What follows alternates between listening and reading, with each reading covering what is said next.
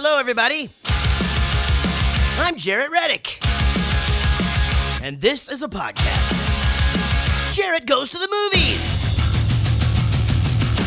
Hopefully you have seen or heard one of my many musical endeavors. And if you have, then you know how much I love movies. This is movie commentary with no movie knowledge. This podcast is me and my friend Rich talking about movies that we like. But my name's on it because I'm famous. This is Jaret Goes to the Movies.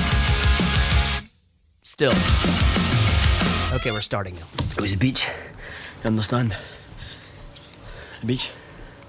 It's too beautiful, too much input, too much sensation. I tried to keep it under control, but it just keeps spilling out. You see, she's on an island. And the island is perfect. I mean real perfection here. I'm not just talking about, oh, that's nice. It's a real fucking deal, okay? Can't understand a word. Hello, everybody. My name is Jaret. Welcome to Jaret Goes to the Movies. He was very hard to understand. With me, as always, is Rich. Hello. Wait, we got to get into that first. The thing about surround sound, when you watch it in just like a living room or whatever, that's the stuff you lose is the dialogue, like because the music overtakes it. Right. But if you sit and watch that on a mono TV from like 84, it's perfectly clear. Yep. Everything sounds great. Yeah. So that dude was killing me because I pride myself on being able to understand like all dialects from the United Kingdom. I pride myself on not being able to stand any other dialect. Okay, but as we were watching this, and we started watching it sort of in the afternoon, I mean, we had it up as loud as it would go, and I could not understand a fucking word he was saying, and I knew that it was a very important scene. I don't think anything he says is all that important, Well, honestly, he talks about the fact that there's a beach, Kick-ass. though. So this week, we watched The Beach. 20-something Richard travels to Thailand and finds himself in possession of a strange map. Rumors state that it leads to a solitary beach paradise, a tropical bliss. Excited and intrigued, he sets out to find it. With us, as always, is Casey. Hi. The reason that we picked this movie, this probably seems like an odd choice to everybody, but my cousin Matt, who's here, say hi, Matt. Hello. He is what you would call, a world traveler? You might say that. 6 months out of the year, you work like a normal person. Right. And then the other 6 months out of the year, you travel nonstop. Yeah, that's right. How did that start? How did you even get that idea to do that? Because no one thinks to do that, at least not in my neighborhood. I don't know, man. I think that's kind of like a thing, you know? I mean, it's just in different stages and different scenarios. So or do you whatever. know a lot of people that No, I wouldn't say that I know a lot of people, but I think it's pretty common. For example, define pretty common. I don't know. Okay, you know what? I think it's more common than what we think, is what I'm saying. I think it's probably 1% of 1%. Oh, sure. But I mean, still, they're out there. Yeah, I mean, people I that would do say that, there's you know? thousands of people that do that, but that's nothing. For example, what I'm saying is like, on a different scale, Bowling for Soup starts out, we would go out on the road for 3 to 4 months, run up the credit card bills, come back to Texas for a month, play a bunch of shows, make a bunch of money, pay off the credit card bills, and go right back out again. Yeah, I mean, a little different. I mean, because he has a real job. He works a 9 to 5 real company. It's not like a entertainment style career where that totally makes sense. Right. How else would you do it almost? Well, I just feel like my fucking example was awesome. Also a 1% example. Yeah, well, that's probably true. As we start to talk about The Beach, we'll discuss how that led us this choice of the movie. But so how does that happen? What happened? I don't know. I think it just started with a little taste of adventure that kind of took off. It's probably like Bowling for Soup, where you didn't just start off going and playing shows all over the world. It started off with a small gig in your garage or a small show down at whatever, the pub, or whatever you're doing. So for me, I was 17 years old and I took a trip to Amsterdam. And I had a free mind after that trip. Of course you did. And was intrigued. I was walking around the streets, was listening to all the people talking in the crazy languages, and it was one of those things that just kind of set with me. So the next year I went back to Amsterdam, and then the following year I went back to Amsterdam. When I was 21, I was like, maybe I should probably check out the rest of the world. That's when it started to kind of open up. I did a trip in 2007 to China, Vietnam, Cambodia, Thailand, backpacking around, staying in hostels, meeting a lot of different people, just getting exposed to new cultures, new experiences, new food, new smells, a lot of new shit, just constantly bombarded by new shit. And that was kind of the turning point. I'd say 2007 was when I just turned over and I was like, you know what? this stuff is awesome. I want to do this all the fucking time. I think that's such an acquired, or maybe it's not acquired. Maybe that's just in your DNA of like you said, because to a lot of people that sounds terrifying. Because I've seen, to me that sounds terrifying. Yeah, and you travel by yourself, right? Yeah. But you learn along the way.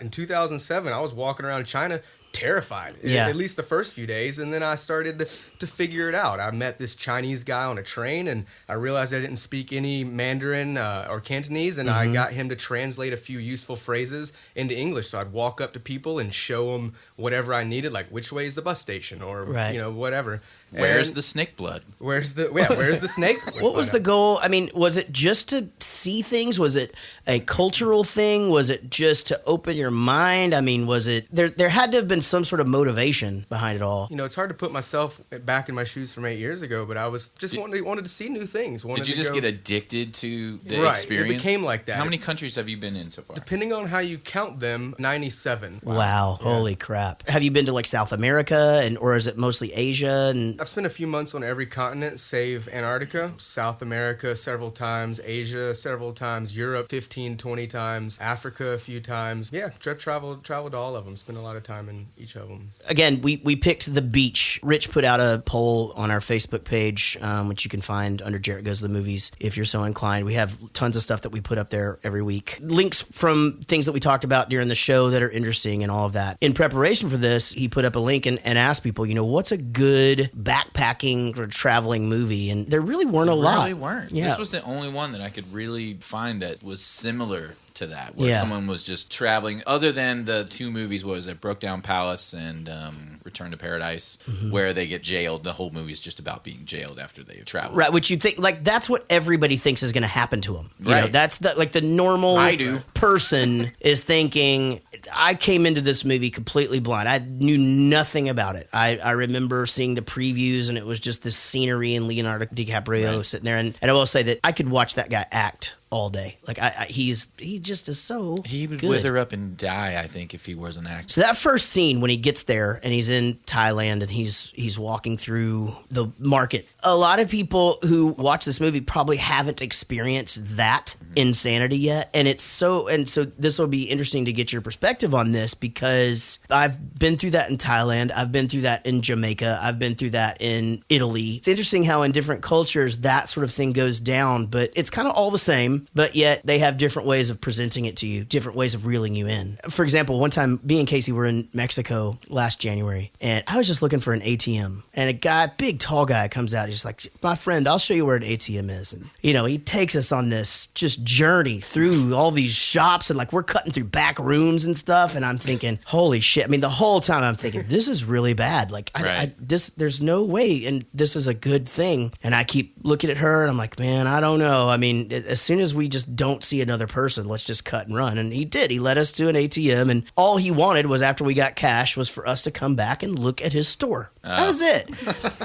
And then murder us. Have you been to Thailand before? I just came back from Thailand, as a matter of fact. Yeah. I think this opening scene was actually more or less spot on. Right. At any given moment, you can walk down any given market street, especially in Bangkok, and just be not necessarily accosted, but a lot of, my friend, come to see my shop, come try, not necessarily your snake blood, right? But you can get proposition for everything. Ping pong shows, yes. Some marijuana. Hashish. Did you do the ping pong show? I did not. I did. I've refrained from the ping I pong. did the ping pong show. I love ping pong. I would have done that. I did the ping, but here's the thing about the ping pong show. So basically, the girls there, you're not allowed to hand them baht, which is the money that they exchange there. Right. You're not allowed to hand them money. Instead, you buy a bucket of ping pong balls. I'm sorry? And you throw the ping pong balls at the dancing girls, and they struggle to pick them up. Now, here's the thing. There's 5 to 8 of them just in this little area or whatever, so when the ping pong ball flies in, they go ape shit.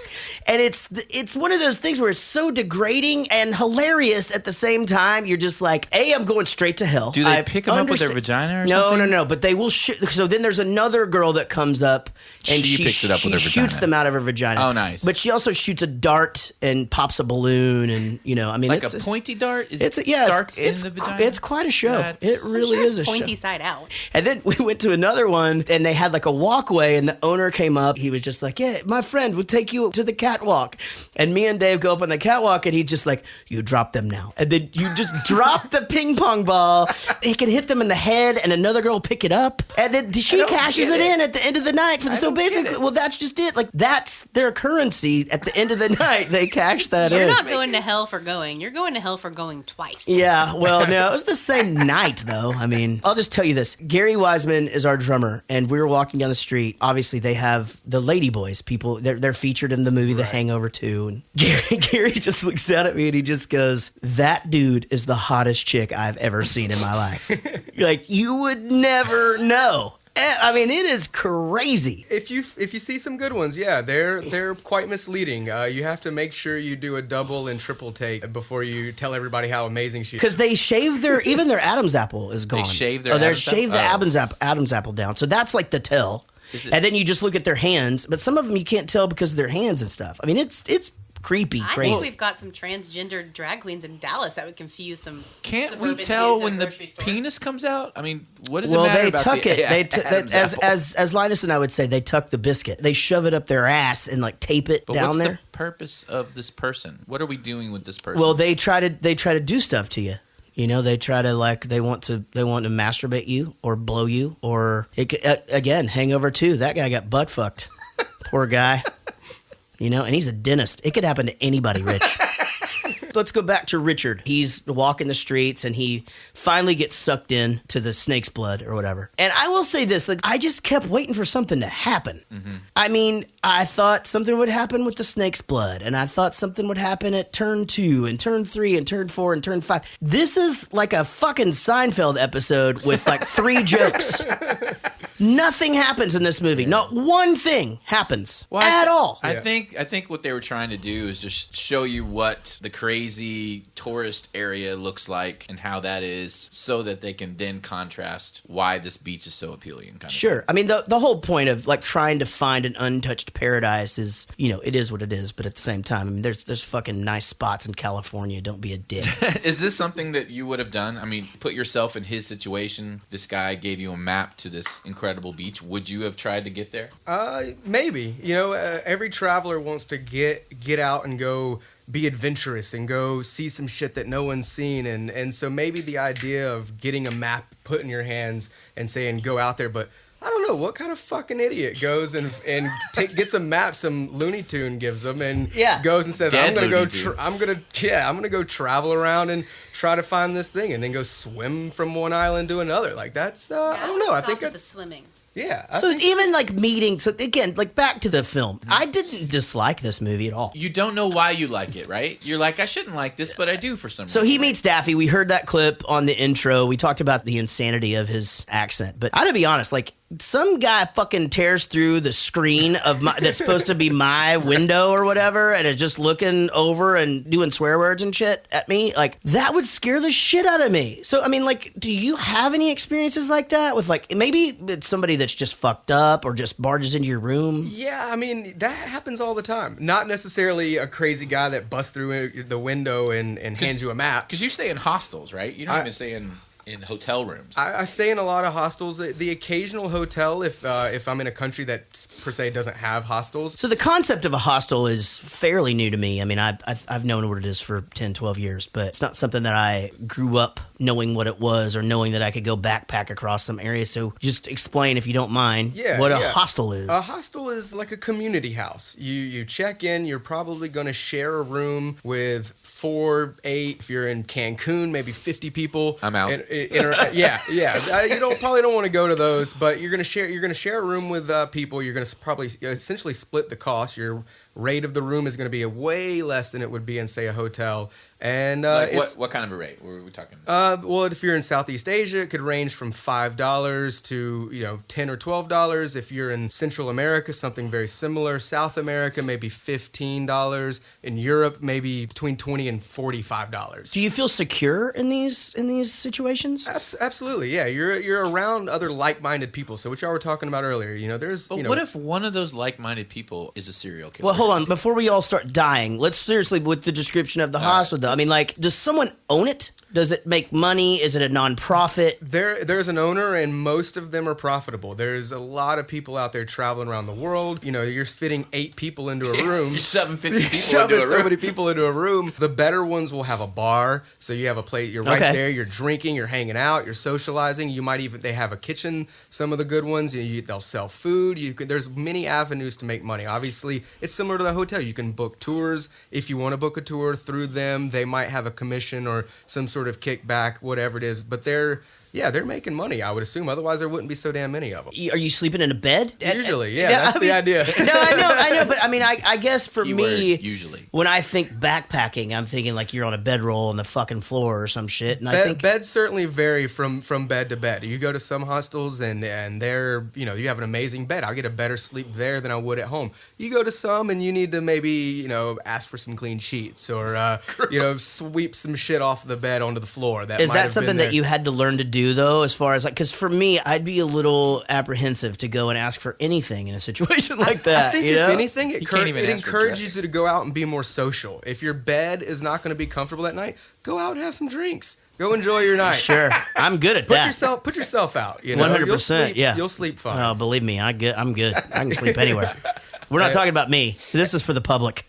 Yeah, and all the money you save on the hostel, you can afford all those drinks. Yeah, it's a good way to save and good way to meet people. The whole idea for me is you go there and meet people. How many times have you been to a hotel? Well, you maybe have met a lot, but most people go to a hotel. They sit in their hotel. They don't do shit. You travel for 6 months, so you work 6 months. And you basically save up so that you can then travel for the other 6. How much do you normally spend on your 6 months of travel? Right. So it can vary, obviously, depending on where you want to go. Europe tends to be on the higher end of the scale, Australia, but places like Southeast Asia, it's hard sometimes to spend $30 or $40 in a day, and that's all in. That's your hostel, which I previously said is $5 to $8. Your meals, if you're going to you find the only Ritz in whatever city you're in, you could spend $40 on a meal, but the rest of the places you're gonna have trouble spending $5 to $8 on a meal. Right. A lot of times I do a lot of street food. I'm not afraid of street food. Go out, it's $1 or $2. You'll get some amazing pad thai, and you're full for another few hours. Then you eat it again, and then you throw a few beers on top of it, and you catch a taxi or whatever, and you look at your money at the end of the day, and you've spent $20 to $30. Yeah. It really is. I budget about $50 to $75, depending on if I'm going to be in Europe, obviously in the $75 or $8 a day range. And I rarely break budget. In a 6-month period, how much ground do you cover? Is it centralized? Like, okay, this 6 months I'm going to go to this area. Yeah, what's the longest trip that you've done? I just mean distance-wise. Yeah, okay, sure. I mean, during that 6 months. Yeah, actually, the trip I just returned from was a 3-month trip, and I started in the New York, Boston region, so I did a little local stuff for a week or so. Then I took off to Europe, was in Spain and Portugal for 3 weeks. Then I flew to London for lunch, had a layover, met up with a friend, one of these friends that I'd met on a previous trip in Hungary 6 years earlier and had kept in touch with her. We had lunch. Then I flew down and met up with some friends in South Africa, stayed in Cape Town and the surrounding area for about 2 weeks. Then I flew to Dubai, had a day layover in Dubai, then carried on to Nepal, spent about 2 weeks hiking in the Himalayas, which I would recommend to everybody. From there, spent a day, had a layover in Bangladesh for a night, and then met one of my buddies from home in Thailand, and we carried on from Thailand through Laos, Vietnam, and Burma before finally making my way back home. Wow, that is. So what did that cost you, that whole trip? I mean, I know you were part in Europe, which is more expensive, and a little bit in New York and stuff. Right. I haven't gone back and done all the add up, but I would say that was about 3 months, more than 10 countries. I think I took about 20 flights. It was less than $9,000. Wow, that's amazing. That's crazy. We actually just did that same trip, only we stopped in New York and we were only there for 3 days. Yeah, we came back home right after that. And it cost about $9,000. Yeah, our Broadway seats were pretty fucking good. It was really awesome. Yeah. Be careful. Electricity. Ma'am. Shofman, nobody.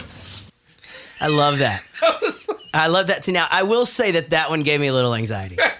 Even though I knew nothing was going to happen to the sweet old lady, I will be honest, like that, I got a little anxiety with that. Just because the pop. I just love that old lady. She's like, shut the fuck up, dude. I know what I'm doing. I do this every day. Let's sincerely talk about this, though. I mean, everything Leonardo DiCaprio says, I believe. It's fucking crazy that the way that kid acts, and I guess he's not a kid anymore, but... I completely agree with you. The only knock I have on him is he sometimes, I feel like he angry acts. Like he'll yell to convey some sort of emotion, but 95% of the time, you're absolutely dead on. I feel like he is that character. I feel like in this movie, he had to do that. Buddy. What's Eating Gilbert Grape is one of my favorite movies of all time, and he is so fucking good in that movie that it makes me cry. Remember Growing Pains when he was pouring out the wine? Yeah, little fucker. All right, so back to the movie, whatever. So this guy fucking pokes his head through this screen, Right. starts talking this insane Scottish gibberish, and lights up something. I'm assuming it's the pot. Here's the thing. That would fucking scare the shit out of me. I would be back out on the streets. Check out immediately and Fuck go to yes, another yeah, hotel. hostel or no. Just like, good night. That's it for me. But they But had a little bonding moment. I don't know if you felt like everything was cool after that. I think the bonding moment is when he just looks at him and he just goes, "You're fucked in the head, aren't you?" Like, and that's when Richard's character is just sort of like, okay, this kid isn't scared of anything. He's game. He's up. Right. Like whatever happens, you know? All right, so comes back home. The envelope's on the door. I get it. It's a map. It's a gift from Daffy. Daffy's deader than shit. And exactly what I thought was going to happen happened, but not the same result as I thought was going to happen. Go ahead, sign the statement. It's okay. It just say he cut his wrists, already dead when you found him. But they didn't ask me about the map, so No problem. I didn't tell them. That's the last thing on my mind. I'm like, get me somebody in here to fucking translate this shit. I'm sure Matt has never been arrested and put in this situation. Maybe just once. So what happened? I was in Latvia a few years back, and I thought it would be a good idea to leave a bar with 3 beautiful-looking Latvian girls. No harm there, Like right? you do. Right? Right. It seemed like a good idea at the time. We ended up in this shady underground bar, which you think would be kind of a sign that maybe this isn't right. But again, I'm seeing 3 beautiful Latvian girls, and we carry on. Was it one girl and you were just seeing in threes? It could have been.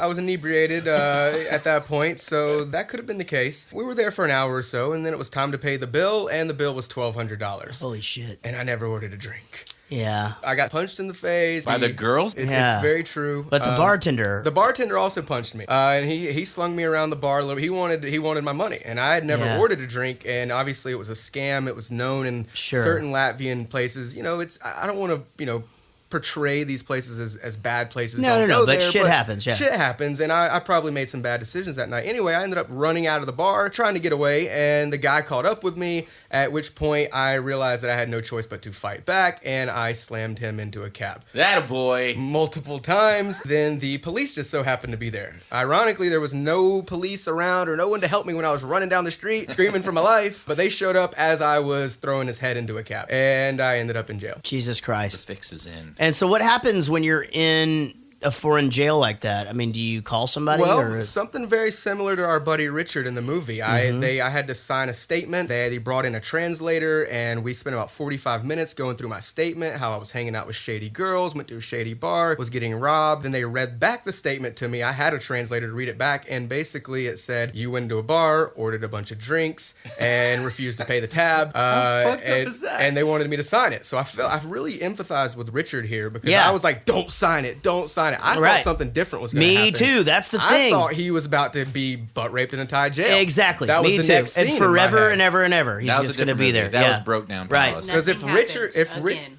and nothing happened again. If Richard had been in Latvia with me, he would have been on his way to jail. Forever. And so what? You didn't sign it? I didn't sign it. I refused to sign it, and they told me to sit there. I sat there for about 5 hours and woke up a few hours later and started making a big scene that I wanted to leave. I wanted to speak to the U.S. Embassy, and they made me sign another statement that said I would forego any rights to press charges to the guy who I was claiming had robbed Wow. Holy Right. shit. me. Yeah. Yeah. Good for you. The fix was in. I don't know if I would have the balls to do that. I mean, maybe I would. I mean, still be there. I probably, yeah.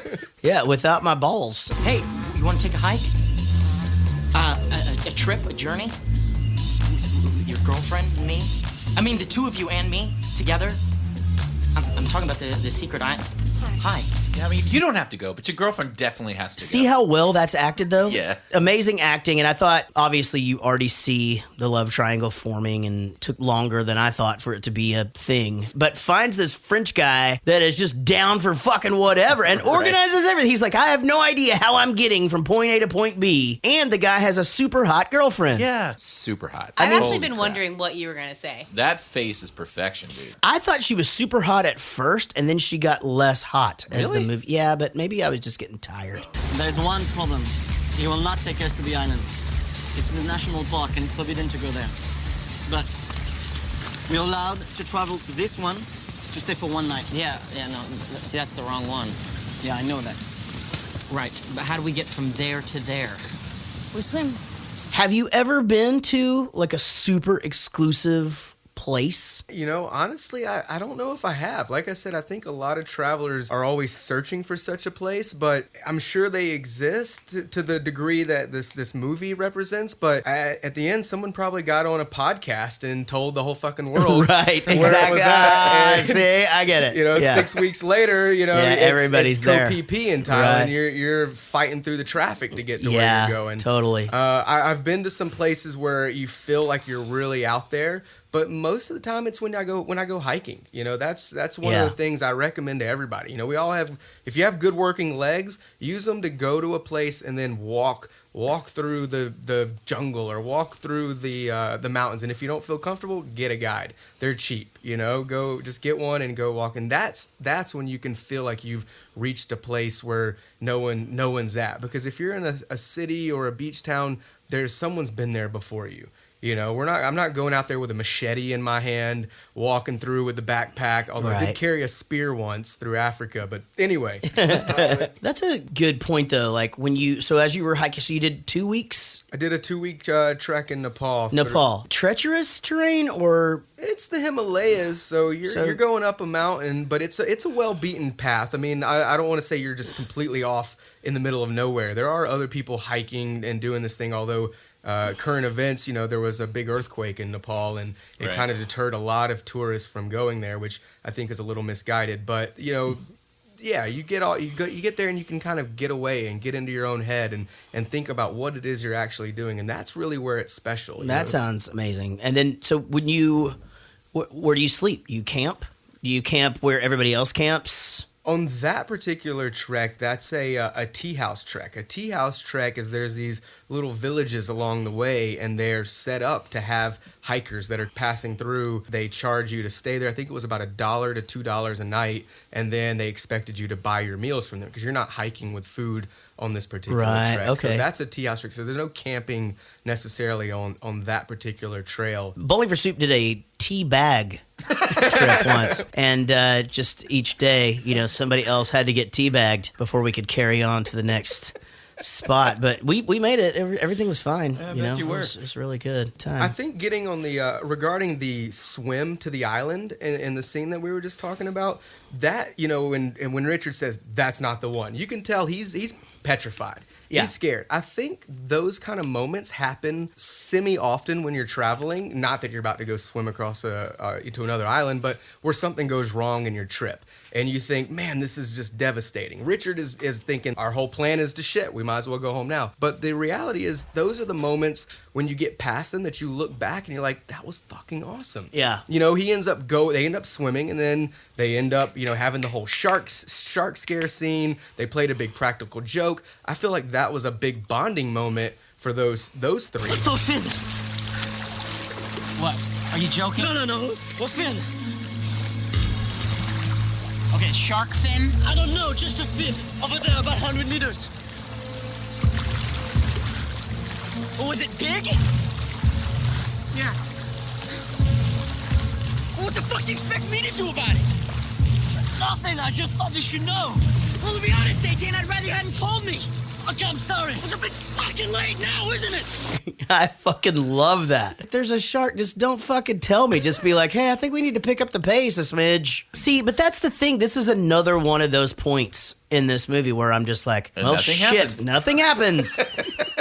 Okay, let's keep swimming. But still, I mean, I agree with you. Like, there is a lot of those, oh my God, nope. Oh my God, nope. Yes, oh exactly. My God, nope. So I was strangely still interested and intrigued by the movie, even though you're absolutely right. Nothing happens ever. That's the way it would be if you were really traveling. It wouldn't be Right. some crazy, chaotic thing every Yeah, day. that's a so great it makes point. it feel realistic because nothing always happens, you Right. know? So they're traveling, and that's what it would feel like in that experience. That's actually a fantastic That's a point. fantastic point. It's just a fucking terrible way to to present a trip in a movie. I don't disagree with that, but I do understand. Because I mean, like, because even at this point, Casey, you were looking over at me, just going, "Do we like this movie? Do we?" I agree. I just think that's why they made it the way they did. Yeah, because it was See- based on a book that was based on a real person's travels, right? See, I get that, and so that's the thing, though. In a book, you can get caught up in 7 pages of them just describing what they're seeing. Right. You know, his feelings for the girl, for example. When you develop an infatuation for someone, you always find a reason to believe that this is exactly the person for you. It doesn't need to be a good reason. Taking photographs of the night sky, for example. Now, in the long run, that's just the kind of dumb, irritating habit that would cause you to split up. But in the haze of infatuation, it's just what you've been searching for all these How years. true is that? It's very true, but what I wondered if this was getting too wordy for you, Rich, because this is the kind of shit, though, that was happening during Fight Club, No. and you didn't like it. No, in Fight Club, every second was Yeah. just verbal diarrhea. No, I actually was completely hit by This that was line. good writing. This has to be right out of the book. I mean, it is good writing. That impacted me so much. I made a note that says, this one line is worth the entire movie. Yeah. Because that's so true.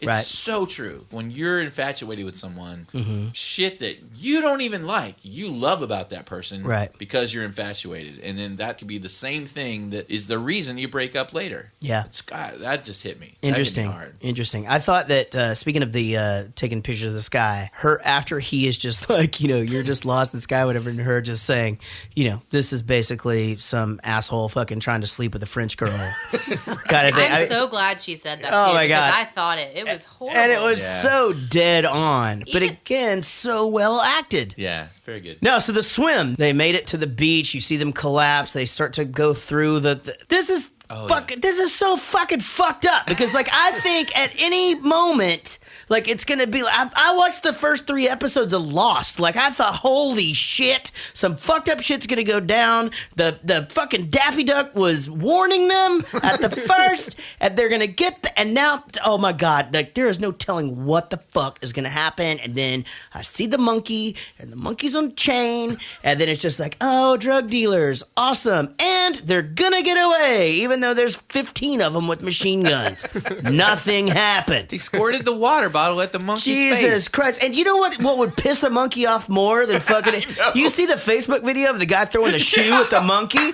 You fucking squirt a monkey in the my face God. and you're laying in front of him, your face is Especially a fucked. spider monkey, which Exactly. is that monkey. motherfucking monkey is going to rip your shit to shreds. And you're laying completely defenseless on your stomach. You're either going to let him rip your face off or stand up and get shot by a machine gun. The options here are not plentiful. You're in a fucking row of marijuana plants with a monkey fucking your face and 17 fucking dudes with machine guns around you. Life sucks. And you just happen to have a bottle of water to squirt in his fucking face. He would have drank that whole bottle of water when they got there. Oh my God. That did fucking enter my mind too. It's what the fuck is he drinking that he's got a whole bottle of water there? Because he takes the swig. Obviously, it's good placement for, he's got a bottle of water. Right. There's no reason to even talk about this scene. Smell a marijuana plant. We're safe. That's it. Just fucking done. And then we jump into a waterfall. We can jump. Francoise, look, we're not gonna jump, all right? So just can it. And as for climbing down there, that is just an asshole suggestion. Calling me an asshole? Yeah, and that's just the start of it. All right, first place, let's do it. All right, motherfucker. Françoise! That is my favorite exchange of the whole movie. What? It doesn't make makes sense, though. I Why love is he it. calling him an asshole? They had just fought over like, hey, I thought you were going to be the leader. You're going to be the leader. And he's just, as far as that is an asshole. It's like one of those fuck it things where you just have lost it all. But they get discovered. They are taken to meet Sal. Obviously, it's going to be a girl. You knew that from the start. Or else it's going to be some fucking drug mafia guy. I didn't know it was going to be a girl. Do you think he gave a map to anybody else? No, I don't think so. And you, have you shown this map to anybody? No. They were all pretty upset about Daffy dying, though. They were, Yeah, and then fucking Richard's joking about it. No, they're gonna incinerate him or something. weird. super uncomfortable. But I think the point was to show He's an awkward motherfucker. that, well, yeah, again, there's very few things that he won't say or do. He's just sort of no filter, all full steam ahead kind of guy. Terrible social skills. Yeah, but the thing about that is that I thought, he's one of the founders of our community. We're sad to see him go, kind of thing. That was nice. A couple of years ago, they came to us and they said that we could stay. That was all right, but that nobody else should come. Yeah, but here's the thing. Like, if they're fucking taking inventory of the people, like, who gives a that's shit? what I thought, too. Yeah, how would they even know? Yeah, how would they know? Like, there's a head count. They're not duck And why can't goosing they every come day on the from beach. the other side? Well, the cove is hidden by the sea. That's why. So It actually isn't. It's actually a horseshoe in real life. like a whore that lost her shoe. Horseshoe. A horseshoe, yeah. horseshoe, Horseshoe. I went to a party one time and they hired a prostitute to serve drinks naked, and then she showed up and it turned out everybody there knew her from middle school. I've heard that story. And That's so- a good story. Anyway, long story short, the whole night we played a game where we tried to walk in her literal giant shoes, and there's just a bunch of drunken men walking in horseshoes. So, Matt, you're a good-looking dude. You've traveled the world. He said, "Yep." Obviously, you meet women along the way. You had the three that charged up a bunch of drinks on you. I'm sorry that turned out that way. I hope the next chance for a foursome doesn't turn out that bad. Is meeting women, is that something that you try to do along the way? Meeting people is the idea. I mean, I'm a single guy, so you do meet single women along the way. Mostly How many travelers? pairs of horseshoes have you worn? Hey, let's just fucking cut to the chase. So you obviously get laid or you wouldn't do it. Because there's no way you could go 6 months. Like, masturbating in a tent for 6 months sounds terrible. Sounds hot and fucking sweaty. And then plus, how do you clean up? It's going to smell like tuna the next day. Maybe this is a better way to ask the question. You're living in Atlanta, and over a 6-month period, let's say you get X amount of sex. You get into numbers too much. I'm just saying, you get X amount of sex. Let's not define how much sex you get in 6 months, but X amount of sex living in Atlanta. When you're abroad, traveling... This is the funniest algebra word problem I've ever heard. Is the number lower than X or higher than X? That's a fucking good question. Do you have intercourse more at home in Atlanta or out? I would say it's probably about the same. So it could be 0 in both places. No, but here's the thing. The bars are open until 4 o'clock in the morning in Atlanta. Like, I've got to think. It's just like fucking shooting fish in a barrel. It's got to be. Just a drunk, slutty barrel. Just wait. As long as your car is right in front of the cop car, you just fucking get them stumbling out and be like, you need a lift? Sorry, that's completely uncalled for. I shouldn't have done that. It's not like you're traveling around the world and you're giving up Here's a good the question. luxuries of a female companion. But have you met a female companion along the way who may have like started traveling with you for a little while, a few days, and you guys spent some time together? Or male. Saw We don't some know your sights and, shit like that? It would have been female. That happens sometimes. I mean, I've been traveling for almost 10 years now, and I've been single for big chunks of that. So that does happen where you travel around, you'll meet someone, you'll end up traveling with them, similar to what Richard does with Francois. I met one of my ex-girlfriends that obviously ex now. We met in Egypt. We ran into each other randomly several times. Nothing ever happened on the trip, but we came back and kept in touch. She was American, and we ended up dating for a year and a half. That kind of stuff has happened. I had my Francois, I guess, was this girl. Right. So, you do meet people. You meet a lot of people. In fact, if I was in a dating thing, I do meet more women in general when I'm abroad, partially because I'm staying at these hostels, being very and social. you're out, like and you're not working. And I'm not working. Yeah. When So- I'm working, I'm Here's working. Here's a Are question. there girls that are traveling alone, or are they traveling like another girl, or are you stealing them away from other Frenchmen? There's tons of people out there traveling. There's tons of solo women travelers. I think it's one of the misconceptions about traveling that women can't go alone. I realize it's a fear of people, and rightfully so. Fear fear is only going to make you be more aware when you get out there and are traveling. Fear and white slavery, I think. Yeah, that's the thing. I've actually had a couple friends that have gone in 2-month travel adventures by themselves. Maybe like they would go and sign up with a group, but they would go by themselves. I've met dozens of people who are traveling solo, females. You know, it's safe out there. It's people can go out there and meet other people. And again, you, like I said before, you are traveling, meeting people in these hostels, and then you end up going to different places with them. If you connect with them on various levels, then you're not traveling by yourself. It's a good time, though, for that. I mean, because if you look back 20 years ago, technology wasn't what it is. You didn't have access to the same sorts of communities online that would tell you where these places are and whatnot. This leads me to the most important fucking question of all time. If you're hiking in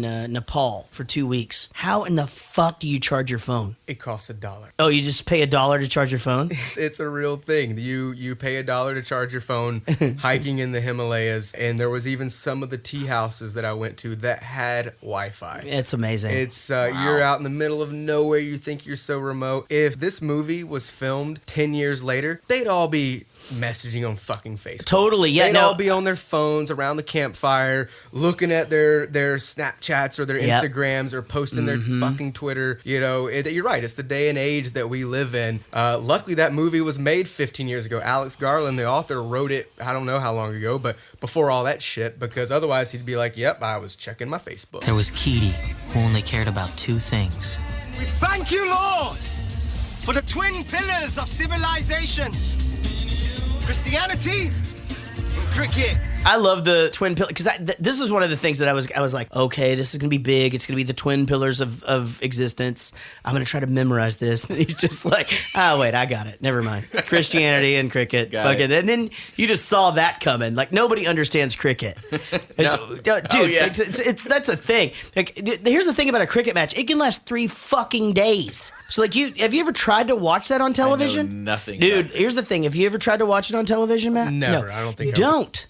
You're better off watching reruns of Sex in the City, I do even that if you've when you're out never of watched town. that. What? Watch Sex in the City? All the time. When you're gone, I watch Sex and the City I love reruns Sex and the all City. the time. It's great. It's so complicated. There's no rhyme or reason to anything. None of it. So I thought it was funny where it's just like, are we all starting to figure it out? Yeah, does anybody not understand in the whole island? Yeah, the whole It's island. so true. People who play cricket don't understand how to fucking play cricket. It's true. What's this? You want to go to the mainland to see a dentist? Yes. It's out of the question. Fuck you. Yeah, and your- fuck that. That's what I'm saying too, man. They have the comforts of home. Like, why do they have to just hold him down and rip the tooth out? Like, I mean, they've got vodka. Why didn't they at least let him just get hammered or something? Yeah. They obviously made the trip to go get supplies. Yeah. They have the ability to go. And Why get can't things. they just go? Plus, they're going to fucking crazy countries where you can get morphine if you want it. Like, you can buy it from a kid on the street. They don't have Drugs, any need painkillers. for Yeah. painkillers. First aid. Whatever. You I know, don't no buy that. no I camphofenique. think they were just trying to really hit No. home the fact that we don't leave unless there's a dire Right. need to. Unless Sal wants to, basically. Unless How Sal does wants to. nobody end up pregnant? Well, like, I it gets thought the all same like blue thing. lagoony. I thought the same thing, and I wondered, like, it What's was... the purpose of it? Like, they don't want anybody else there. Is there a 1-to-1 ratio of men-women? It Because wasn't. I would be fucking pissed Well, there was if I like was a guy the two and it hot wasn't ones. a girl for me. The two ones that you would actually look at seemed to be lesbian, Right. and then there were a bunch of dudes sitting together, and There's lots of dudes. sitting together. Lots of dudes. So it's like prison in paradise, Right. Yeah. you know? Are you happy, Richard? Happy? Yeah. Yeah, I mean, I guess. I mean, the beach, you know, is just perfect. Do you think that I ignore you? No. But I do. It's because I'm with Etienne. It's difficult for me to spend time with you. So he bangs the shit out of her in the shrimp water. Poor fucking Etienne. Can I tell you something? You can. So I had seen the initial scene with her in it where she walks and she's got the see-through shirt on and she helps him get into his room. Right. And then the whole time I'm like seeing her in her bathing suit and I'm Right. thinking, eventually, you know, Right. this is going to come off. Hell yeah. And I actually thought even when she jumped over the waterfall, she pretended like she was going to take that shirt off and she didn't. Fucking tease. And I got up to let Milo, my dog, in. You missed it? Casey just goes, up, boob shot. And I'm like, God damn it. He missed the boob. I missed tried to the get his boobs. attention. Yeah, I knew she he wanted was- to see him. she was just but they like- looked way bigger yeah. than I thought they were Yeah, going she to. was just like, Where oh, was here's I? the boob scene or whatever. Yeah, exactly. Well, I was letting the dog in. So, Matt, on some of your travels when you're at some of these pristine beaches and things like that, because it does sound like you're adventurous, like up in the mountains and things like that, but have you scuba dived? Do you snorkel? That kind of thing? Yeah, I've done both of those. I got my scuba license in Utila, which is an island in Honduras. It's actually known as the cheapest place in the world to get licensed, although after paying Is that a to good get thing? I don't know. I survived, but Yeah. after He's here. I paid my fee and I spent about 4 or 5 days there getting my license. And then a few years later, I was in Australia off the Great Barrier Reef trying to scuba dive. And they were like, "What's your PADI number?" I was like, "I don't know." They're like, "Well, no worries. We can look it up. What's your name?" Gave them my name. No record of me. The shiesty company never filed the paperwork. So is the scuba license worldwide?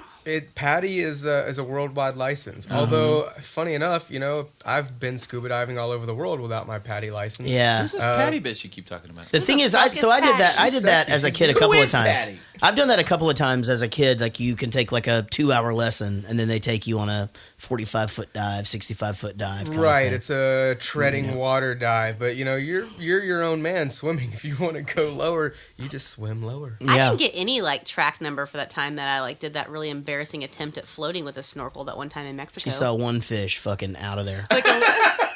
Like a little Nemo fucker. He Came touched my running. toe. I was like, I don't belong here. She set the sand on fire, getting back in is like a fucking trench. Here's the thing that I'm trying to get my head around. You're gone for 3 months. Do you have a suitcase or is everything in a backpack? Everything I carry is in a backpack. Yeah. Starting from 2007, I got my first backpack and I stuffed way too much shit in there and ended up abandoning most of that in China, right where it came from originally.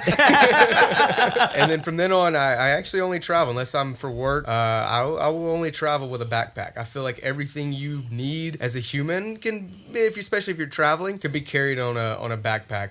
Traveling like that, obviously you travel with music and equipment and all these things. Yeah. It's going to be a big backpack. No, we stopped packing too much too. Like it's the same thing. I mean, and just to be honest, it's fucking gross. But you realize real fast, and maybe not real fast. Actually, I guess it was a couple of years in. I'm not gonna fucking change underwear every day. Yeah, It's how just do you wash your fucking clothes? not gonna happen. Like Jaret's saying, you don't need to wear clean clothes every day. I mean, who's sniffing your clothes? Let's be honest. If you're gonna get laid, you're gonna be swimming in the ocean like in the movie. You don't need clean clothes every day. You can wear underwear multiple times. You can wear a t-shirt. Give it the sniff test. If it smells like shit, throw it away. Yeah. That's why the sex ratio is the same abroad. Is that a thing though? It would be higher. Is that a thing when it starts to stink? You throw it away and buy new stuff? No, I would probably wash it. Although I have been known to throw some stuff away. If you go hiking and your socks get wet and you're carrying them around, you don't intend to do laundry Because they're going to make everything else stink. And it's going to smell everything. You get a good plastic bag can remedy some of that. I think on the 3-month trip I just came back from, I probably did laundry 4 or 5 times. Do you just buy new stuff because it's so cheap anyway?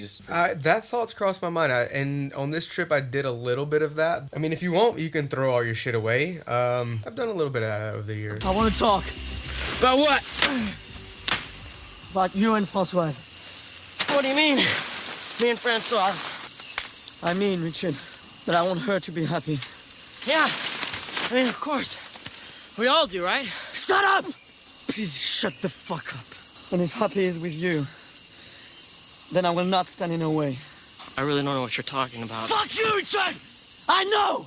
Everybody knows! Casey, would you pick Leonardo over the French guy? Oh, for sure. But mainly because I don't like French people. I'm just going. Okay. But second of all, this is a perfect example of when nothing happens. Exactly. He's got a machete and shit, and they nothing go happens. and they go right from this, and all of a sudden, her and him are sleeping in a bed together, and it's cool. And there's never any weird interaction between the three of them again. It's fucking crazy. It is crazy. Also, everybody would choose Leonardo DiCaprio over the French Really? guy. I don't know. I thought he's kind of nerdy I don't have a and thing for geeky, French and guys. I like the French guy. I thought he was cool. Yeah. And he was nice. Who stayed in the tent with the fucking Swede? The Well, French guy. I think that's kind of the point of his character, though. Is I will say though that I thought about just how uncomfortable that would be after that. Why wasn't it uncomfortable for Richard? Why the fuck would that guy stay too? And Be like, my girl just left me. this place isn't that amazing that my girl who just left me, who I was in love with, or I've been traveling across the world, left me for some other guy. Oh, I'll just stay here and whack off for the rest of the time. That's the point of the movie, though, is that they're in this like hazed reality. It's like one of those like I don't know. But I think don't know about if I the alternative. You got to swim back. You know, Sal's not going to take you. Yeah, but it becomes like this like land of the lotus eaters. You know what I mean? Where you're kind of like in this place and it's this paradise and you kind of get lost in time, and that's why it was so this like, quick realization towards the end. I don't think that was sold to me. Like I don't know why the guy just all of a sudden doesn't have fucking feelings and shit, and then all of a sudden he does again, and it's just odd. That whole thing was odd. It seemed like there should have been a little bit more conflict in that, and a little more girls on the island. Well, I just feel like at every turn that we're talking about, there's just the chance for this conflict, and maybe Casey's right on that. That reality is that there's just not that kind of conflict in life. Yeah. But to me, that it's a movie. It's just everything's set up for conflict the whole time, and it just never fucking happens ever. Well, it kind of happens. It does happen. I don't really know that it does, man. To the scale that it's set up to be. Well, he does kill a shark. There's just a couple things you have to remember. Number one, you have to remain calm. Right? And number two, you have to show no fear. Teach it. Because the sharks, you see, the sharks, they can sense that fear. Just as easily as they can sense blood. So they say if a shark's going to swim upon you, you're supposed to punch it in the nose. Right. Listen, I do karate all the time in swimming pools. All the time. This is not a joke. No, I guarantee you that I'm a black belt in swimming pool karate. For sure. But here's the thing. It's super hard to punch fast. Sharks are fucking fast. They are. So you're going to punch a shark in the nose with swimming pool karate? I'm not sure it's going to do the damage you think it's going to do. Probably kick it in the nose. No, you can't kick it in the nose because it's swimming up towards your face. You can't Like do that. all sharks? You could bicycle kick it in the fucking nose. That's a what good I mean. idea, babe. Spin, bicycle kick. I'm never going in the water again after that one fish incident. The one fish touched you. The baby shark, as your story called it. After Nemo found you. Yeah, Let's fucking just face reality here. That shark was the same height as him. Right. So it may be a baby, but fuck that shark. When you're on these hikes and you're up in the wilderness and shit, are you putting on bug spray? Are you putting on sunscreen? I'm more prone, I've noticed, to chapped lips. Yeah. Not overly, just to dry it out. You know, your face gets dry. You're at a higher altitude. The wind is probably blowing. It's a little chillier. You might be a little dehydrated. That kind of affects me. Dry skin, I guess. It's not a normal problem, but when you start getting up into altitudes, you get more of that. The sun, not so much. Although I guess you get a little too much sun in the day. You know, that could take its toll, but not so much. I guess I'm blessed with better skin. Do you shave when you're on these excursions? For a while, I used to try to blend in with my surroundings. It might sound kind of silly, but I would go, like when I went to Kurdish, Iraq, for instance, I grew out my beard, and I had this big, fluffy, nice beard. I was in Lebanon before that, and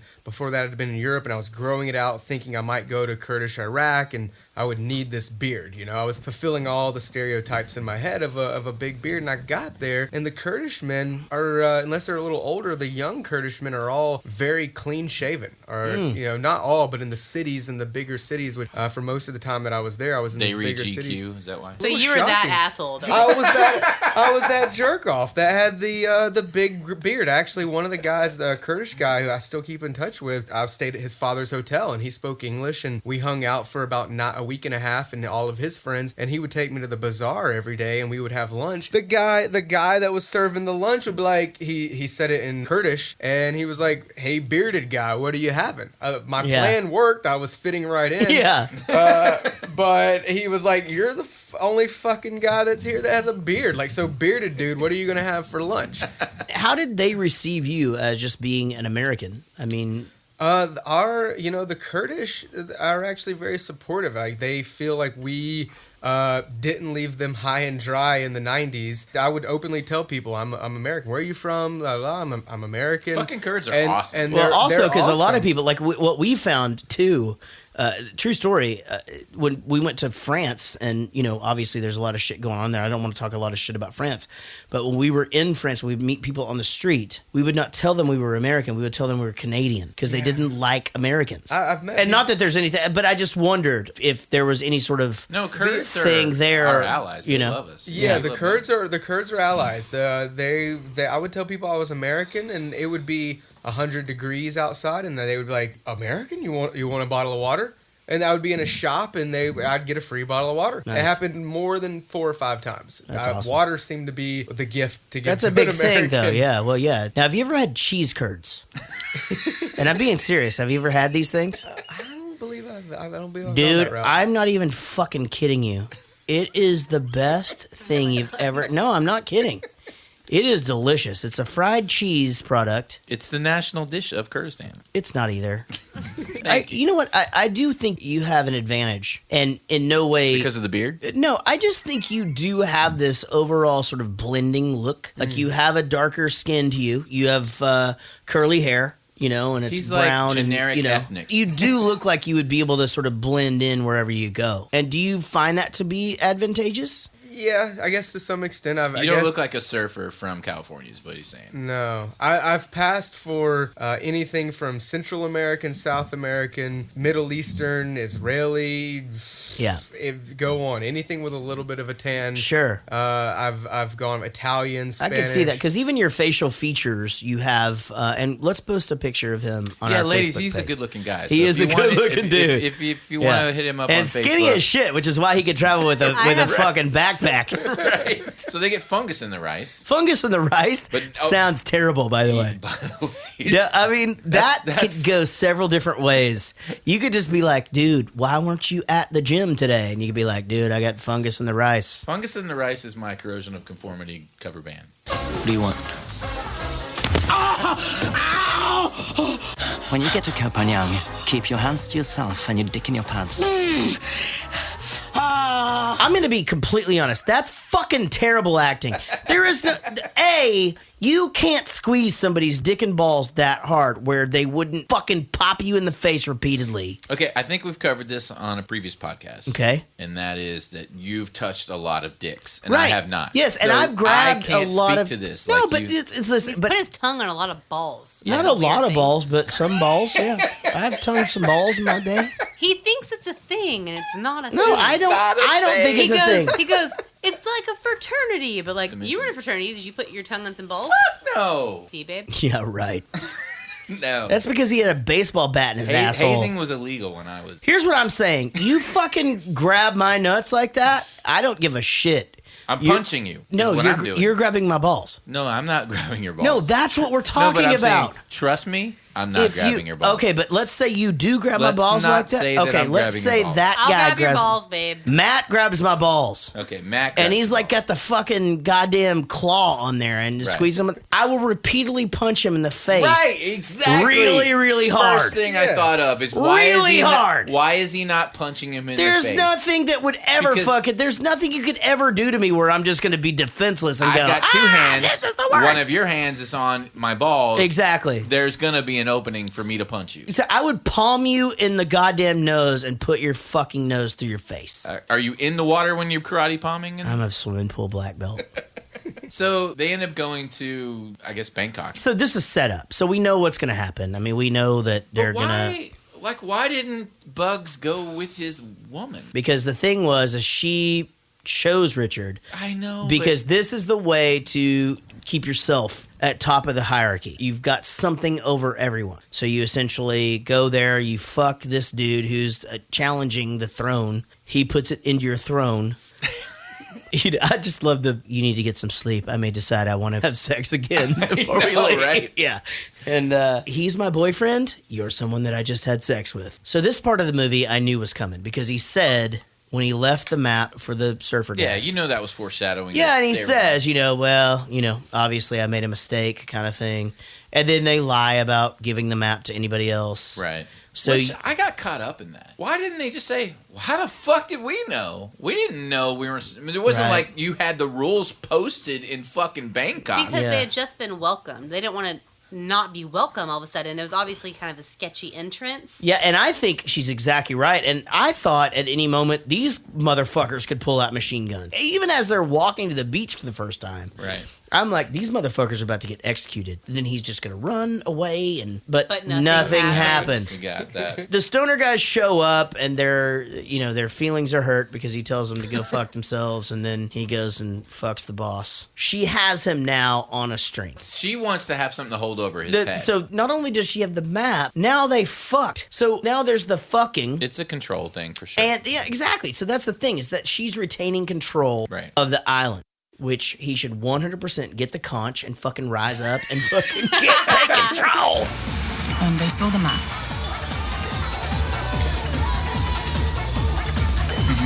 Do they have a copy? No.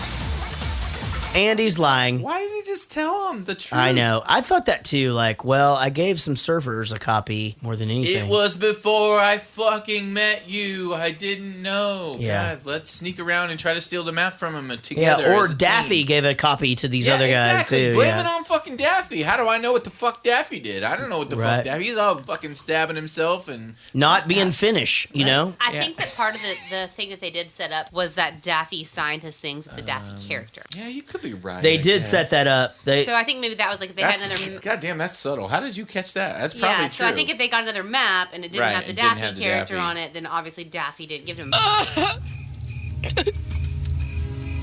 After the funeral, we all tried to get back to normal. But it just didn't seem right. Pretty soon it became clear that the problem was Christo. Shut up! You see, in a shark attack, or any other major tragedy, I guess, the important thing is to get eaten and die. In which case there's a funeral and somebody makes a speech and everybody says what a good guy you were. Or get better. Interestingly enough, in this situation, fucking have to agree, you know? I mean, like, the guy's fucking leg is half eaten off. He's gonna get gangrene. He's fucked. I mean, like... Why couldn't they take him back? I don't understand. Take him back to what? They gave him like a choice. Either go or stay and die. No one's bringing you meds or something like that. So what the thing was is they wanted to take him back. Right. But he wanted them to bring someone there. Right. So they're like, we're not bringing anybody So the here. guy chose to die on the island. Yeah, he wrote as to- opposed to just going back. He lost a lot of blood. He chose to ride it out and see what happens. And those were his choices, and that's what he chose. Would you choose that? I would not choose that. No. Fuck no, right? No, I feel like after a day, probably Yeah, even 20 minutes, I'm gonna be like, you know what? Fuck it. If you're not gonna if you're not gonna bring someone here, I changed my mind. Yeah. We're going The to the second island. you drug to me get- out to the tent, okay, maybe I should Way get on the before- boat. way I think before it's part that. of the mentality that these people are. So they don't want to be. They don't want to be go to cast out society. because basically you're never coming back. Because it's just leaving. why not? They know how to get there. Yeah, they know how to come Okay, back. all right. dudes. I get that now. I'm fucking back. No, I mean the whole time I was sitting there thinking, Or die. I thought so there were two things going through my head. Like, why doesn't somebody just fucking kill this motherfucker and put him out of his misery? Okay. And two, why doesn't this guy fucking just kill himself and put himself out of his misery? And But three, no one's gonna if you choose just that. go back to America, Thank you. You get a Disney movie about you, and Yes. you get to go on They had dolphin hills. That's a fucking had a goddamn boat. good Fucking joke boat. right there. That was a fucking amazing joke. You didn't laugh at it. No, that because it's goddamn too funny to laugh at. I've never heard that ever. Jesus Christ, that That was is fucking too funny to laugh at. Yeah, well, that's get used to You're it. welcome. We're only on episode 7, Rich. You know what, that scene though, where they're dragging him out, and it's just the French guy. I And love they're- the French guy now. The French guy is like my hero. Yeah, I mean, sort of. But at the same time, it's just like, dude, the guy's gonna die for sure. Right. I would never kill anybody ever. But isn't the humane? Thanks isn't for the clarifying. humane thing to do is just fucking off the guy? He's miserable. At this point in the movie, I choose the French guy No. over my long-term island relationship with Keeney. Because you want to keep him alive, this guy who is in agony and screaming in pain. Gangrene is literally eating his No, limbs. Jaret, you don't kill the guy.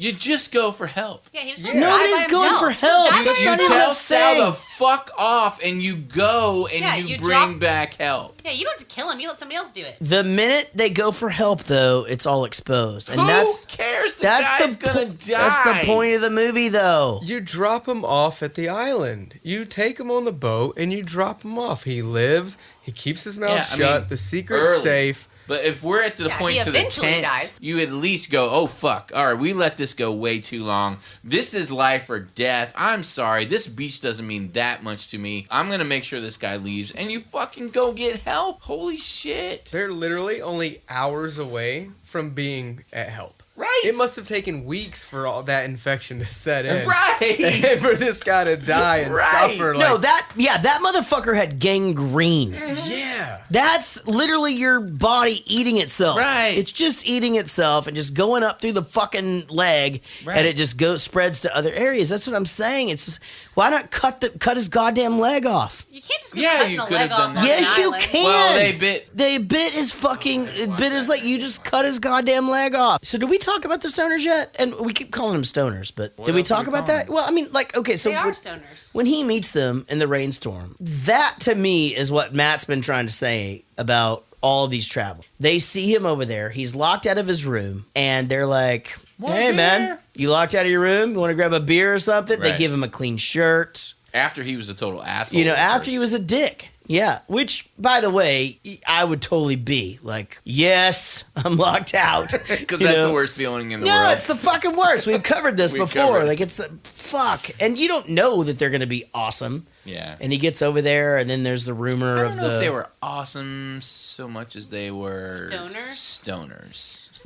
I don't know, man. I mean, I feel like they were kind of cool. I mean, to just embrace him, give him beer, smoke him out, and tell him, you know, hey, you know, there's this island. Know anything about it? Of course he doesn't. And he's wearing a fucked shirt. Also, oddly specific dropping of the island. I feel like they could have made that a little bit like shorter in the movie. Totally agree. They could have been like, yeah, and there's this crazy one about this island, and then like left it. But this whole elaborate conversation about this island that nobody's heard of, but that these two dudes next to him in this hut have heard of was kind of weird. Yeah, it was like too many people knew about it already. Right. So why hasn't anyone the found it? seclusion wasn't even interesting by that point. It kind totally, of like I totally agree with that. I want you up here every day until those people come. Here?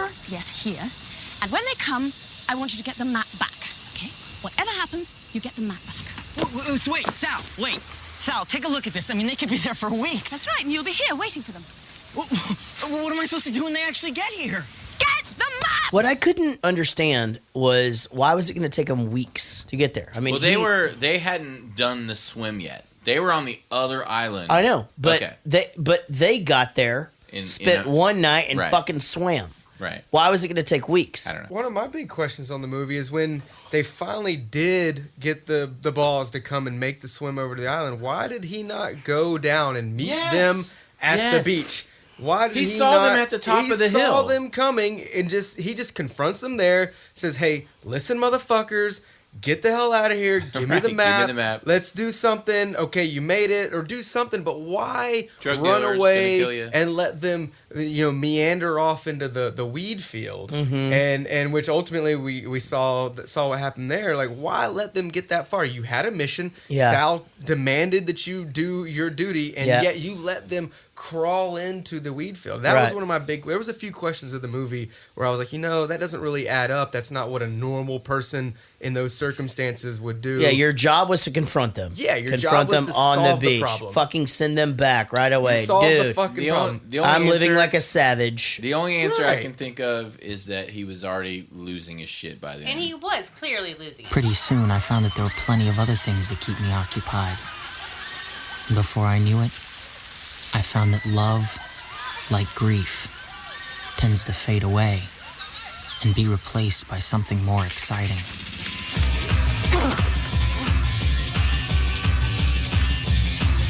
And life up on the hill turned out to be a big improvement.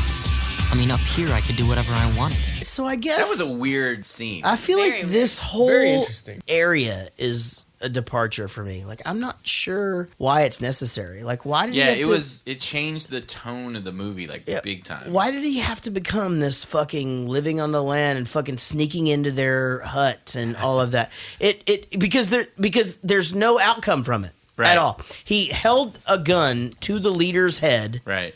And that's it. Yeah. And then eventually will fucking run from him. I don't know how much time was supposed to have passed, but he became this elite ninja warrior kind of person. It's so funny because I started and then when the time came where he could actually use it, when he was trying to get them off the island, he fucking just gets It's hit so in the funny head. because I thought the same thing. Like, after he had the headband on, I kept thinking to myself, it's just Headbands like, okay, do that. he's going to fucking do some shit. Like, dude, there's going to be like, he's going to fucking nail people to fucking trees and shit. He did set the one booby trap, which, we saw. Yeah, but that only pissed them off because it didn't die, and then the guys caught him. I don't know. It was a weird... You're also living off fucking bugs and shit. Where are they getting water? Yeah, I don't know. Maybe there's a stream or something. Well, they got the waterfall. That's got to come from somewhere. Oh, yeah, Wait, where true. does a waterfall come from Well, in an island that's this big? The Earth. No, a waterfall has to come from Because mountains, of right? God. Like, you can't have a waterfall on an island that's as big as this fucking. It was house.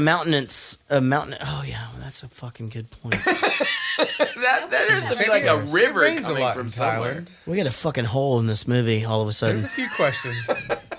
When he's talking about tourists throughout his intro into it and then towards the end of the movie, do you tend to agree with that sentiment? Because obviously you're what would be considered a hardcore tourist, Matt. The only thing I have to compare it to is like how punk rock I am. Like, I'm punk rock, but there are people that are way more punk rock than me. You're a fucking tourist, but you consider yourself a traveler. I guess on the travel circuit, people like to talk about tourist versus traveler. I mean, we're all tourists. Is that a thing?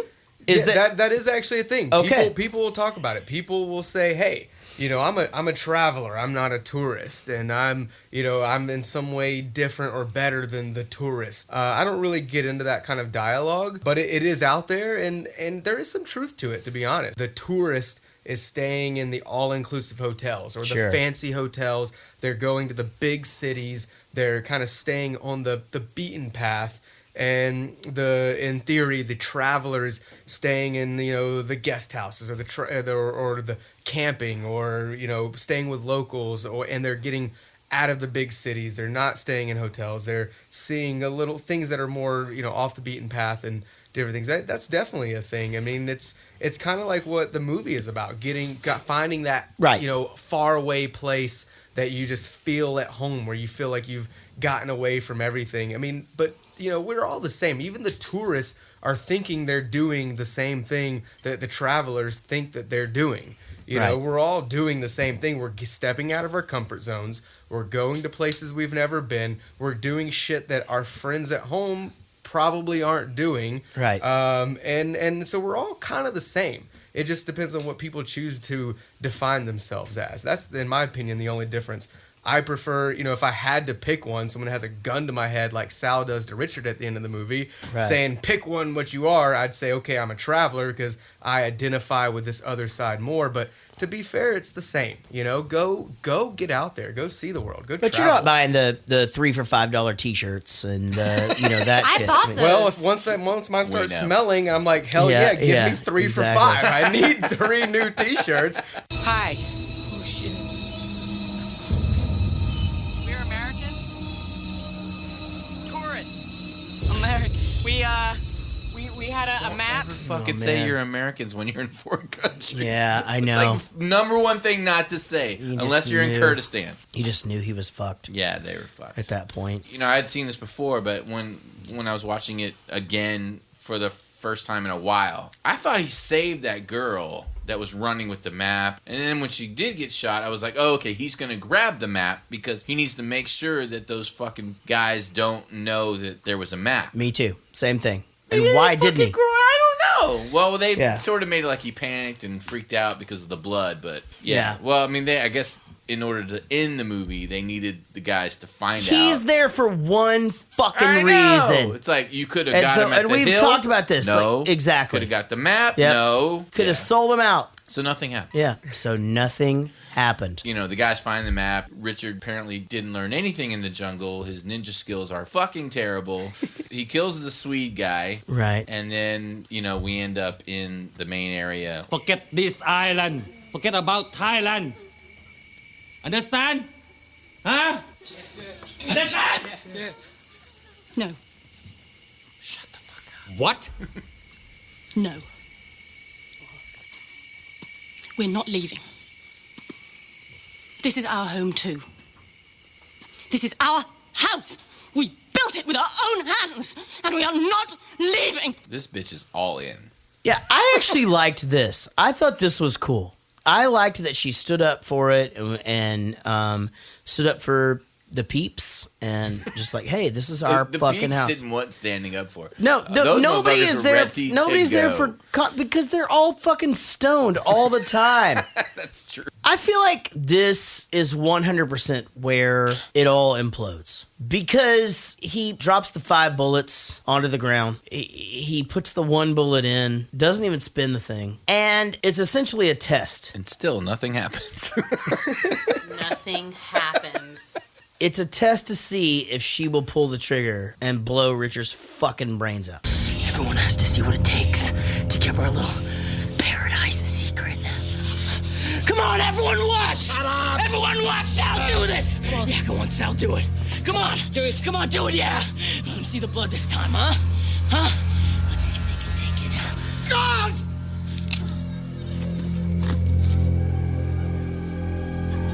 They can take it. This is one of 2 times that Leonardo DiCaprio had to try To act. this and the shark thing. Yeah. The only 2 times in the movie that it wasn't just fucking him That's what I consider doing the his shit. angry acting, where he's like yelling instead of... Yeah, but the thing is that he's trying to say, hey, she'll choose the island over anyone. Mm-hmm. You're all just fucking pawns kind of thing, right? It was a great scene, I thought. No, it was a good scene. And I feel like he made it a great scene is what I'm trying to say. No, this isn't a negative thing. No, it's... I'm saying that he's lighting it up. It's subtle. I think I'm sensitive to the angry acting, but it's still good. I'm not saying it's bad. I'm just saying that I notice it. So here's the deal. I guess for me, this is the most disappointing outcome ever. Because it's like, if she pulls the trigger, then fuck her, man. Send her on a boat. Like, why does everybody else have to leave? Right. So everybody else is getting on a boat and just leaving because she pulled the trigger and now everything is... I think that maybe that is back to the weird mentality that they have. I think that trigger being pulled is a quick flash to real life. They're Yeah. like, holy shit, I this is agree. human lives that we are actually like pulling in the teeth and doing the things. And we're being savage and doing this thing. And then all of a sudden people are like, I want to go home. Yeah, everyone was like, holy fuck, that's not what I signed up for. You know, this was awesome when I could escape from reality, and all of a sudden, everything just got fucking real. I don't disagree with any of this. I just think it's silly. It's just that's the ending of the It's a goddamn weird fucking ending. movie. It is No, a weird it's just a weird thing. Like, nothing fucking happens. I would have been more interested to see what would have happened in the movie for the next 20 minutes had she pulled the trigger. Right, and blew his head off. Blew his head off. Then, Richard just got his whole head blown off. mass chaos or whatever. Then what yeah. happens in the movie? I think that Well, would have these are- made for a more interesting movie because I think from there, everyone fled. They ran out scared. We got to see Richard in the cyber Internet cafe playing on Excite, whatever the hell that was. We're back. Those fucking IMAX. Those from IMAX are way back, yeah. I think that would have been a lot more interesting. It was an enjoyable movie. I enjoyed watching the movie. I did like the fact that it sort of threw me off that I was expecting this to happen, and it didn't. And I was expecting this to happen, and it didn't. And I was expecting a different ending, and this other ending happened. I still enjoyed the movie. Overall, I think it was a positive experience watching the movie. I actually have to agree. In all of my statements tonight saying that there was no point to it or whatever, I did enjoy it. Yeah. I will say that I just kept expecting something to happen. When it didn't, it wasn't that I wasn't entertained, that I wasn't watching for the next thing to happen. Maybe that's a good thing that it wasn't the stereotypical Hollywood climax action. Something always happens at the expected outcome or twist or whatever. Yeah, I think I like it because of that almost. Yeah, but you wouldn't sit around and just watch movies like that all the time. No. This is sort of a nice change. Anomaly, I think. Kind of thing. It's a nice change of pace to what normally Hollywood would do for this movie. Maybe you're right. I mean, maybe it's entertaining because our heads keep going to, here's a bunch of fucked up shit that could happen right now, and it never happens. Right. So... Yeah. You know, to that point, actually, I feel like the movie's a great parallel to what traveling is actually like. You know, we mentioned at the beginning of the show that, you know, people have these fears of going abroad and doing these things, traveling to these crazy countries. If there's not a tour package to go to, then I'm sure as hell I'm not going. If I haven't had a buddy, a really good friend who's been, I'm not going because I don't know what's going to happen to me. And I think that the movie, actually, you've mentioned it, Nothing Ever Happens, is a great thing to, you know, parallel to what nothing bad is probably going to happen to you. Yeah, if you stumble into a random island and you're in a field of marijuana, maybe then you duck. Yeah, you're probably something bad is going to happen. If you're an idiot and you walk away with 3 Latvian girls and you go off into some shady bar, something bad is going to happen to you. If you know, that's what happens when you travel. If you make stupid decisions, stupid things happen to you. If you think you're smart where you're at home, you can apply that same intelligence to the international front, and you can make good decisions and keep yourself out of bad decisions. And you can go to places like Lebanon and Iraq and Paris and other places. You can go to places and travel around without this fear that grips you before you go. And that's what people need to like realize and just release all that. Could you and I win the Amazing Race? Probably.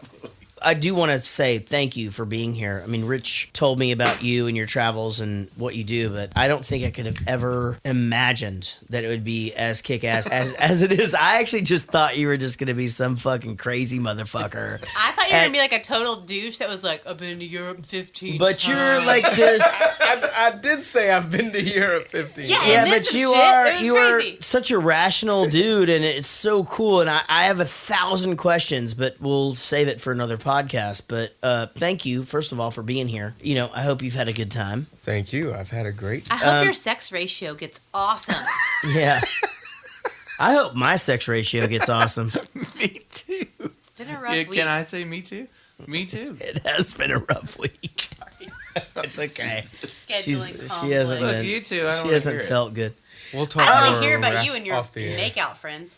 So that is an interesting question. In your travels, do you try to stay up with social media? Do you post things on Facebook, Instagram, where you go and what you see? He's got tons of pictures on Instagram and Facebook. I do. I take a lot of pictures. Unfortunately, I've never really gotten into the professional photography. Every picture I've ever taken has been taken on my iPhone. Yeah, but that's fucking professional photography now. I post everything publicly on Instagram and Facebook.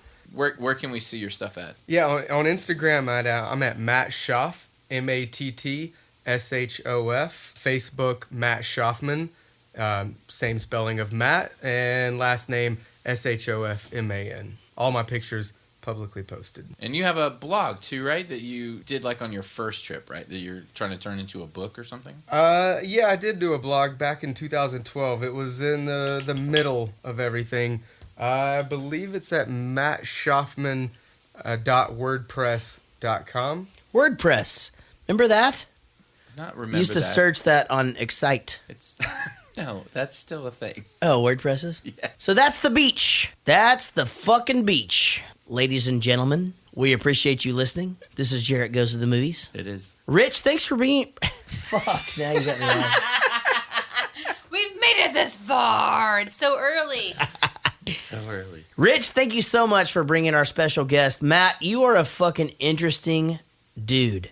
Thank you, sir. I do think that we could do a lot more of these, and I hope that you will keep us posted on your travels, and please check in from time to time. And especially when you're in Dallas, come hang out anytime, man. Literally. Or as Rich would say, literally. Rich, give us some plugs. All right. You can find us at jaretgoestothemovies.com, where we're actually linked to everything from there, but we're also facebook.com/jaretgoestothemovies, and on YouTube, we're at Jaret Goes to the Movies podcast. Guys, if you like what you hear, why not help us keep it going? The podcast will always be free. However, we want to do bigger and better things. So we are offering a lot of outtakes, pre-show, after-show, and some other goodies at patreon.com, patreon.com / or is it /? It's never /. No, never / Jaret Goes to the Movies, and you can be a supporter and help us keep this shit going, keep it growing, and keep You could give a quarter, you could give $1, whatever. I mean, whatever you can. I was thinking like manage. a triple rhyme. I was like, you keep it going, keep it growing, could keep it flowing. See? Thank you. We are the fucking perfect match. I know. You give a quarter. You could. We are going to get married one okay. day. Well, how about that? Yeah. Yeah. We're really busy. So this living together thing is going to really pay off then. Yeah. Who knows? Thank you guys so very much for listening. I think I speak for Rich when I say you don't. Rich is awesome. Oh shit. We will be back next week with another movie podcast. Again, JaretGoesToTheMovies.com. Should we just tell them what we're doing next week? What are we doing next week? We're doing Star Wars. Next week's Star Wars. Next week is fucking Star My Wars. whole family is coming in town. It's Star Wars week next week. So we're going to have Mark. We're going to have Mark over here, and it's a big, big fucking week. We'll see you down the road.